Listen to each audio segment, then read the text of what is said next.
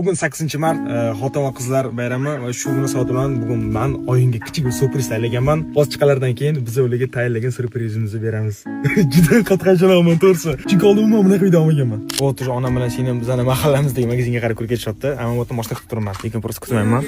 Ametdan sovg'ani olib hozir ona mana shu yerda o'tiradilar, işte uni ochib qo'yamiz, prikolniy choli qilib. Kelib o'tirayotganlarda ko'rib hayron qolishlari kerak. Ana hozir orqadan sekin buketni olishim kerak. Lekin onam qarab qolishlari kerak emas magazin ichidan. Gulni olamiz. Hop, orqaga tashlab qo'yamiz. Xullas o'rtoqlarim, gulni ham qo'yib, choli qilib qo'yib, men buni bu yoqqa qo'yib qo'ydim va aneni просто ona magazin chiqishlarini kutaman, и всё. Va o'rtoqlarning eng qiziqchi mana onam kelyaptilar. Assalomu alaykum. 8-martlaringiz bilan ona.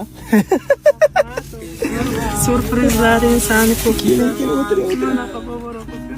Oling buni qo'lingizga. Rahmat bolajon. Allohim umringizni ziyoda qilsin.